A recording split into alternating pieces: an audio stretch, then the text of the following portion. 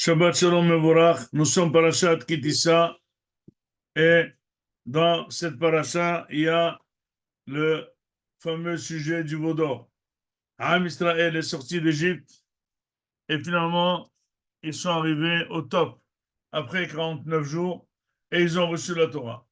Moshe est resté au mont de Sinaï pendant 40 jours et il devait y revenir avec les tables de la loi des 10 commandements. C'est ce qui a été fait, mais seulement le 40e jour, à 6 heures près, il y a eu, un, il y a eu le Satan, comme on dit, il a fait passer un faux bruit que Moshe est mort. Il leur a même montré le Aaron de sa mort qui était en train de voler. Et donc, ils ont dit à Aaron, écoute, si Moshe est mort, eh bien, nous devrons en faire quelque chose. On devra avoir un Dieu qui va nous diriger. Pas un Dieu, mais une simulation pour nous diriger. Et Aaron leur propose, OK, je comprends bien, demain matin, pas aujourd'hui, en attendant qu'ils vont venir, que venez amener les bijoux de vos femmes et nous allons faire quelque chose. Il a pris tous les bijoux, il les a lancés dans le feu, et puis, de manière magique, il y a eu ce qu'on appelle le veau d'or. Et là, mon cher Rabbeinu qui vient, il entend qu'Akadosh Baruch Hu lui a dit, écoute, ton peuple que tu as ramené d'Égypte, c'est devenu ton peuple, c'est pas le peuple d'Hachem, il a fait le veau d'or, et donc finalement, on a raté le tour. Mon cher Rabbeinu descend jusqu'à Am Israël, il voit qu'il y a ça danse et ça bouge, et bien d'abord, il a pris l'étape des 10 commandements et il les a cassés. Et après, il est venu au compte avec Aaron. Qu'est-ce qui s'est passé? Aaron lui raconte que finalement, ils se sont trompés d'heure, ils n'ont pas eu de patience. C'était une histoire de 6 heures. Je n'ai pas pu les retenir. C'est moi qui leur ai proposé, viens, on va faire quelque chose aujourd'hui et demain, nous allons fêter la fête. Hag l'Hashem Mahal, la fête à Hachem. Et finalement, j'ai jeté tout l'or dans le feu et il est sorti ce veau d'or. Et là, Moshe s'énerve sur Aaron. Comment ça se fait que tu as débloqué tout le peuple, tu les as amenés à la dérive? Mais ce n'est pas un vrai énervement. Il lui en veut. C'est vrai. Qu'est-ce qu'il a fait, Moshe Rabbeinu? Il a pris le veau d'or, il a moulu entièrement avec de l'acide citrique, il l'a rendu en poudre et il a fait boire tous les suspects. Et avec ça, tout celui qui a bu et qui a chanté et qui a adoré le veau d'or, il est mort. Et après, on a repris, Moshe Rabbeinu a repris une prière extraordinaire devant Hachem pour excuser cette faute et continuer avec nous. Akadosh Baruch Hu lui a dit, j'excuse, mais pas entièrement. Toujours, je me rappellerai de cette faute jusqu'à dans toutes les autres fautes qu'ils verront, ils auront encore une partie de la punition de cette partie de veau d'or. Le problème est là. C'est comment ça se passe que on vient de recevoir la Torah, il propose le veau d'or. Et comment on peut comprendre si vraiment ils veulent le veau d'or? Comment c'est Aaron qui cadre? Et comment Aaron peut appeler que demain c'est la fête à Hachem alors qu'il y a le veau d'or? Et si c'est le cas, comment on peut leur en vouloir? Si Aaron il cadre le jeu et c'est lui qui organise les choses, comment on peut lui en vouloir au peuple? Pourquoi ils sont comme ça? Ben, c'est autorisé. Aaron le fait. C'est vrai qu'on a fait la bringue. D'accord? Mais c'est Aaron qui l'a fait. Donc finalement, à la limite, il fallait prendre Aaron lui-même, que Aaron. Parce que peut-être s'il serait opposé, ils n'auraient pas fait. Ou ils auraient fait, mais pas sous la tutelle de Aaron. Et soi-disant qu'on est en train de faire pour Hachem. On ne peut pas proposer à un peuple de faire des bêtises pour Hachem. Ça, c'est pas possible. Disent les Mefarshim que Aaron, il a fait le calcul. D'abord, le peuple ne propose pas que c'est lui qui devrait diriger. Admettons que Moshe est mort Lui, c'est son frère.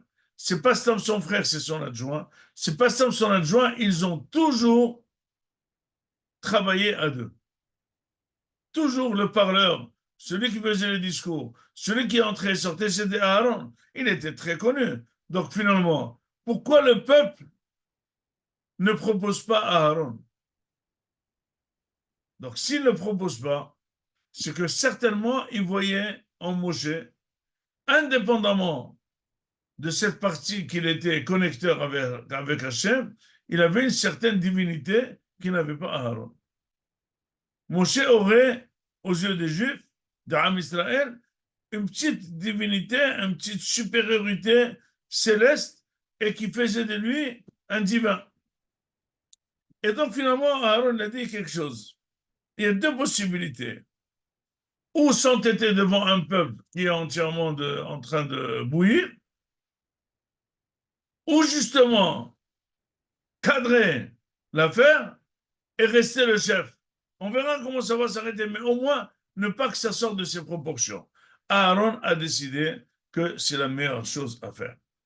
En d'autres termes, si quelqu'un voit dans sa maison que ses enfants ils veulent faire des choses qui ne sont pas dans le cadre de ce qu'il veut, pas dans le cadre de l'éducation qui les a éduqués, eh bien, qu'est-ce qui vaut mieux? Lui dire, chez nous, on ne fait pas ça, fais-le ailleurs et va-t'en, ou proposer plutôt, ok, on va le faire.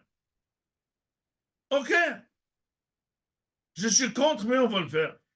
Ben, Aaron aurait dit, il vaut mieux dire, ok, on va le faire. Ok, on va le faire. Je préfère. Parce qu'en disant, ok, on va le faire, tu vas rester le chef. Tu pourras toujours tourner la manivelle, tu pourras toujours faire un clignotant et les ramener vers toi. Finalement, c'est grâce à Aaron que Moshe a retrouvé un peuple qui écoute.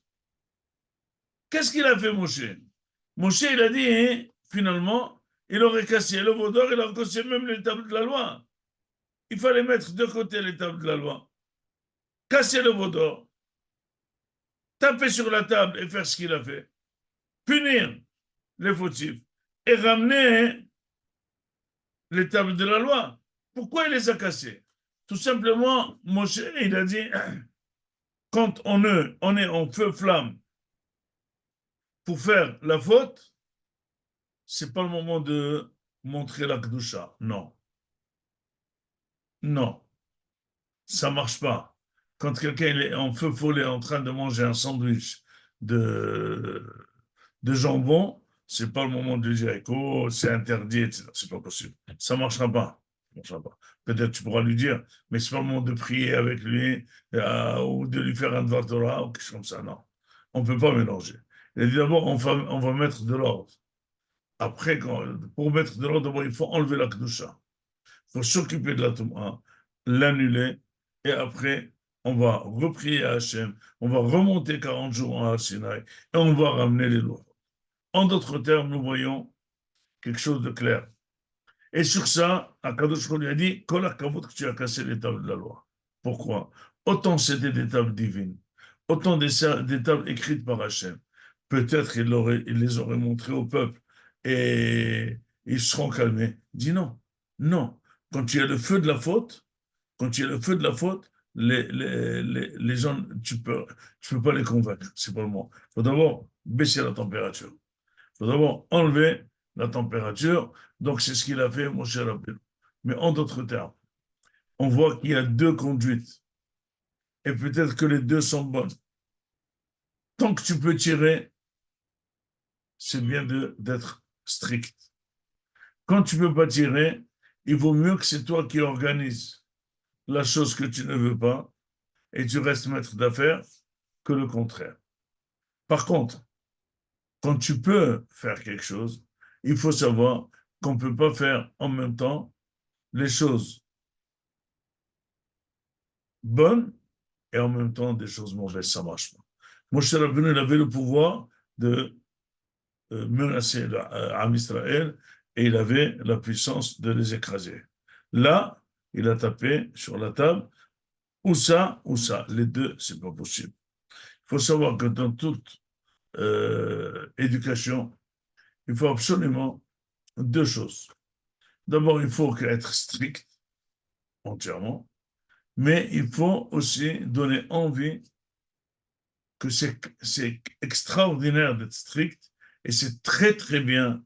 On est très content, on est très heureux d'être Oved Hashem. Ça ne suffit pas d'être strict, parce que si c'est strict et c'est monotone et c'est pas beau, ça, ça fait enfuir les gens. Non.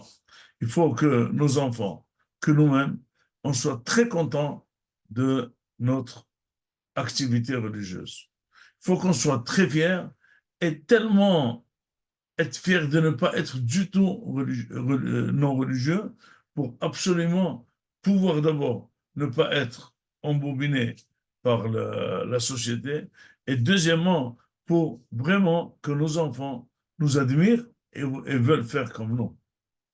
Et c'est pour ça, regardez, que les belles choses que nos enfants ils copient sur nous, c'est ce qu'on a fait avec ferveur. Et là, ils sont ineffaçables.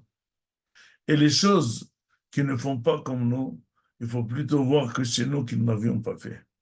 Donc, Aaron, il a dit, s'ils demandent le veau d'or, c'est qu'ils ne sont pas dans l'état de recevoir la Torah, viens, on va leur faire le veau d'or.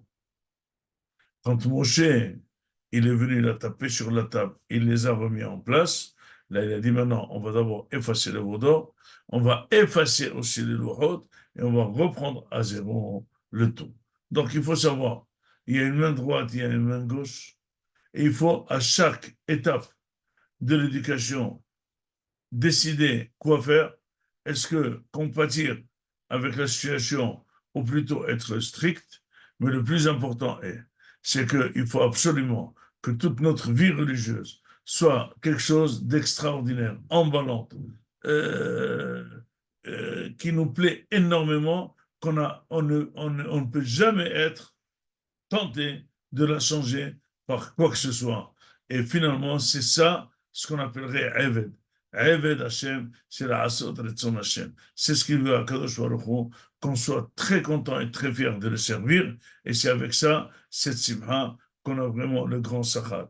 Donc la paracha du Vaudor, elle montre que même quelqu'un qui peut atteindre des très grandes sphères, il peut tout de suite descendre en bas.